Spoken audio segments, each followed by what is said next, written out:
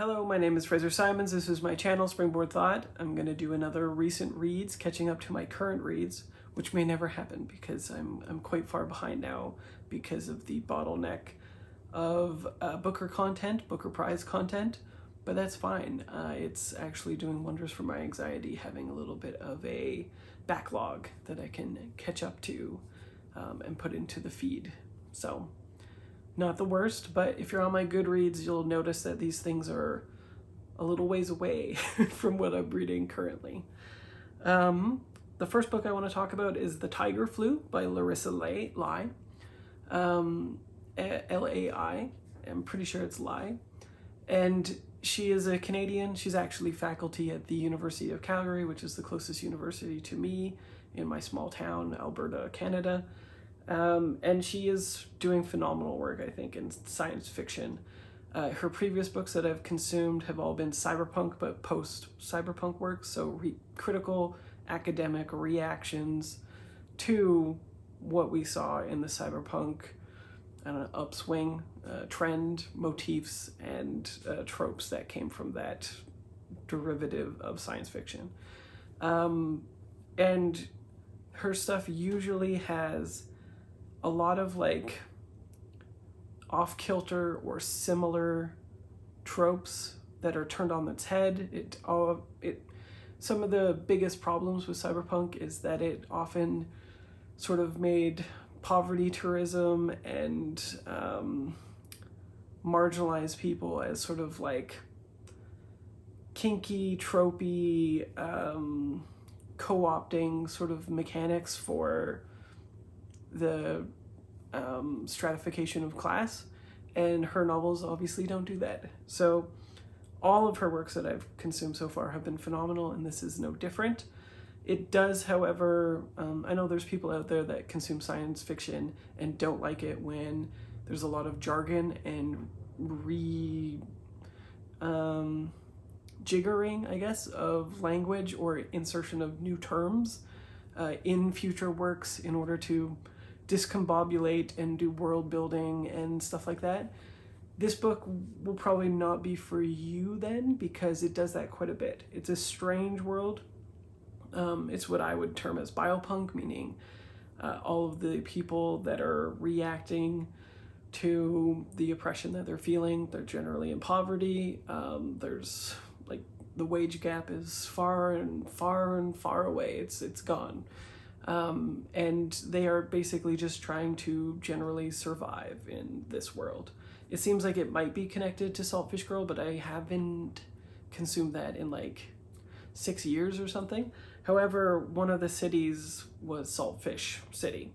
So, I don't know. Maybe it's in the same universe or world.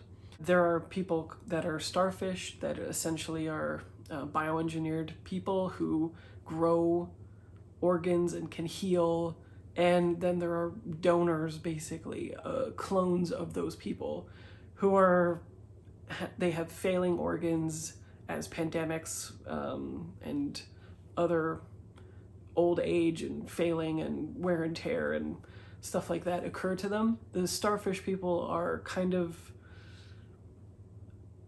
not put to, they're basically bred in order to donate their organs.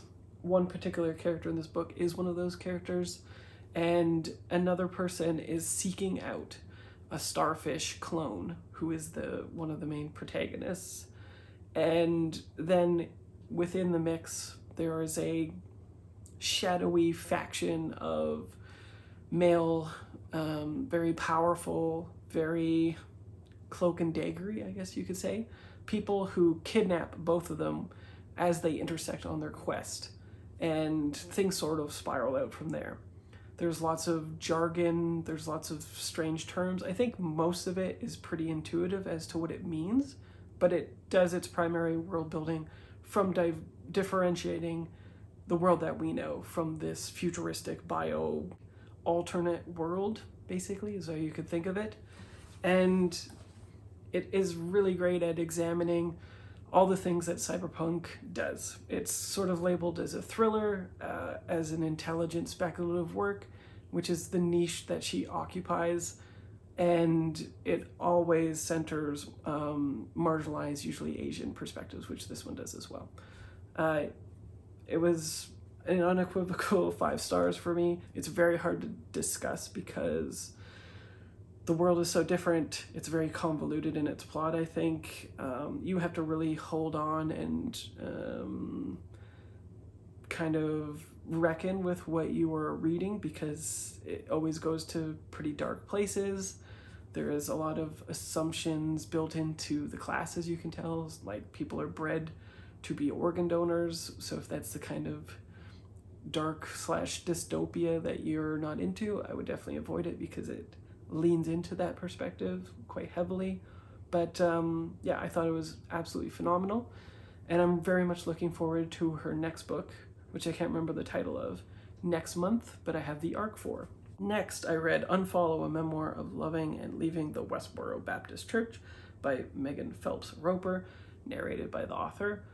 I don't have too much to say about this one. It's a 4-star read. I thought it was really excellent. It is exactly what it says it is on the tin. She's very good at reading out her own story, which is a unique skill for authors. Usually it's hit and miss territory, I would say, usually towards the miss. And yeah, essentially she was a very famous, I guess, predominant figure that I hadn't really heard of in Canada, to be honest, but I guess she's was a pretty big deal, maybe still is. She was very not interested, but integrated in the Westboro Church, which was and is a very hateful organization in which it indoctrinates its individuals. It's essentially a cult and a hate group in its operation. And she just talks about how logical everything seemed until it didn't, and why she left the church. It is very much centered, I said maybe 3/4 of it, when she is in the church, and then it basically ends a short while after she leaves it. So if you're interested in her story after that, like if you already know in your head more or less the news coverage of her being very integrated into it, and you saw an interview and you know that she's left and stuff, I'm not sure if there's going to be that much detail for you there, though there is quite a bit of granularity as to her decision-making process, how she interacted with people, how they justify it. I mean, spoiler alert, it's motivated thinking and a patriarchy that is a hell of a drug.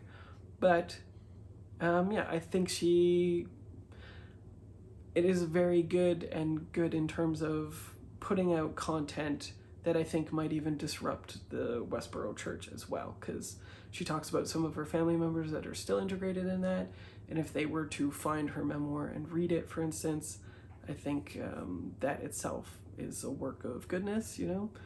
And anybody else that's in similar situations with puritanical, patriarchal, cult-ish things happening, which some stuff is pretty wild, what happens to her. So that was great, and I saw that on Shelley Swearingen's channel. I think it was a favorite of last year, and I can see why. It was excellent. Next, Shelley Swearingen and I, as well as Jack from Rambling Raconteur, tackled Possession by A.S. Byatt. This was a 2-star read for me, which was quite the roller coaster, because in the beginning it was a 5-star read. I think it's incredible the amount of work that she does to, I would say, ape or be a ventriloquist for the primary source documents that she creates for this, in which an academic finds what was it? I think it's a draft of a letter to an innocuous poet that doesn't seem like they would have contact, but then blows the case wide open, basically.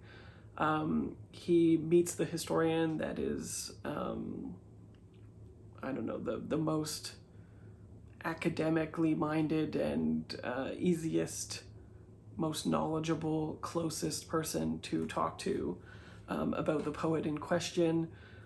Both of them are sort of experts in their fields, and they're embarking on uncovering the mystery of how or if these people knew each other, and what the story is from there.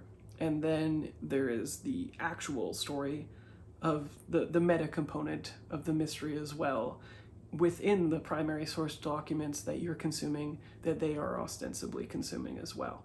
So you're getting the same information as them, and then they recontextualize it after for you. It goes from poetry to epistolary stuff to just about anything, I think. I am not familiar with Victorian literature, poetry, anything at all. So I can kind of only just be like in awe of the things that she is forging, but probably not very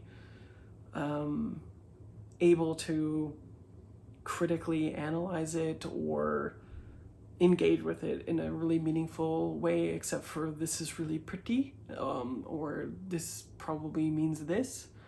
And so in that way, it gets a little bit tiresome as you trudge on, because you need them to recontextualize the thing that you're just consuming anyway. And so it becomes kind of laborious and annoying. And then eventually, as the secondary story, I guess, like the story within the story proceeds, it becomes a lot more predictable and annoying in its simplicity, I think. And then the meta component aping it makes it a confluence of annoying tropes, basically, for me, where it kind of degrades into a convolution, a contrived mess, basically, at the end, in which everything is tied together in a bow in a way that doesn't seem like it would be actually plausible at all. But it is still expertly written, really fantastic concept. And I think if you are into the Victorians that are being aped or ventriloquized or resurrected, whatever you want to call it, you would get more out of it. I know that Bibliosophie read this and liked it more than me, and she was skimming the primary source documents, which I refused to do, and I think I would have liked it more had I done that. She was sort of like keyed into what she was liking about it and then pursuing that. And that's a smart way to be. The next book is really amazing. One of my new all-time favorite books. Women in Clothes by Sheila Heti and multiple other people. Heidi, Julavits, Leanne, Shapton, and 639 others. So I'm going to take some pictures so I can insert this to better explain it. But essentially, these people crafted a really interesting study, a quiz that was disseminated that I hadn't heard of. And women everywhere could take it, and some of them were used in this book. There was this, that made like a primary source document of which they could refer to and make a confluence of data aggregation, I guess, to compile it in a more interesting way. And the questions range really wildly and personally. But then it also has interviews that are really fantastic between like Roxane Gay, for instance, some supermodels to really predominant artists and authors that you'll recognize in this. That it's just incredible, basically, the amount of people that they were able to confer with, and then let alone create this. Probably would be best described as a series of essays and short stories with prompts in it, where people ask a certain question and they kind of digress into a very specific story about, say, their mother. There are pictures included. There's a lot of talk about fashion, obviously, but what you end up learning is that through fashion, it is just a fruitful void in which to interrogate every aspect of identity. There's a lot of queer identities in here as well that talk about passing, as well as like preferences, just down to what you should wear in Milan versus New York for shoes and stuff too. It's a gorgeous bind up. I have it on Audible as well because there was a sale and it was like $5 or something, and I just took a shot in the dark And then immediately I ended up ordering the book as well because I just wanted to see it. In the audiobook, it is fantastic. There's 15 narrators, I think. And there's an accompanying PDF, which has these pages put into the document, and you can pull it up on the Audible app and then scroll through it. So it's fantastic. But I still wanted to have the actual product. I read this as a kind of like weird women in translation work where I was like, you know, I want to be different with women in translation, and what could be more different than reading a translation of all women through fashion, some of whom are actually translators at work, and you will see them or read them, I should say. And yeah, it was just a phenomenal book that I think I will come back to many times, and the insights and just the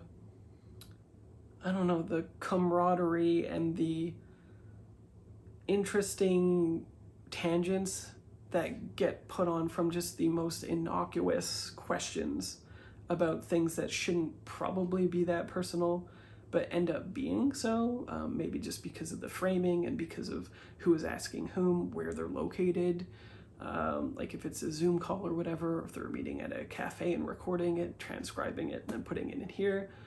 It's just phenomenal. And so you get a whole bunch of mixed media products in this. You get them talking about a whole bunch of different assorted random stuff, but it all comes together. And so it's sort of like an art object for sure. It's an artifact of this amazing study. It's incredible. There's nothing that I've ever consumed even remotely like it, except maybe something that's been compiled from a gallery showing of a specific event. And even that, I mean, it doesn't come close to 639 others and change, basically, doing this thing. So I highly recommend that you check it out in any capacity that you can. Both formats are absolutely fantastic. It's amazing. And finally, I'm going to talk about Acts of Desperation by Megan Nolan. This was a 4-star book. I picked it up because I thought it might be a unhinged women's story. And it's not really.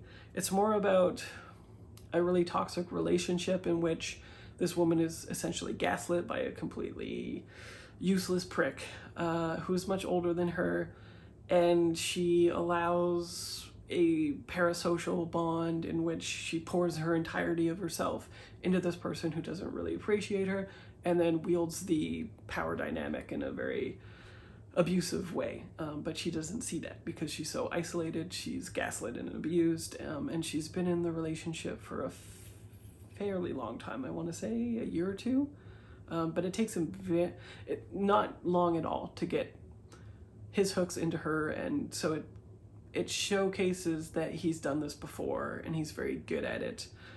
Very quickly it's showing that he has an ex that's in the picture, and yeah, it completely shifts her personality from what it was before. But the interesting thing is that it's written from her in the future, reflecting on these events.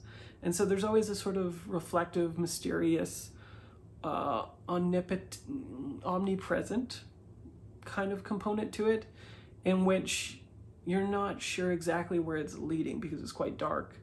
And it kind of plays with that in a very interesting way. The ending, it's very propulsive. It's almost frenetic, like a thriller paced, because of the structure of the book. Some chapters are like 1 or 2 pages, and then it's delineated in parts as well. And some of it is an artificial diary thing in which she was keeping, and others, it's not dual timeline, but it shifts in time. It's fluid, I guess. And yeah, it totally worked for me. It's not an unhinged women's story. It's more like a story in which she is abused and quite sane for reacting in the ways that other people perceive her to be unhinged when she's not, if that makes sense. I thought it was great. 4 stars.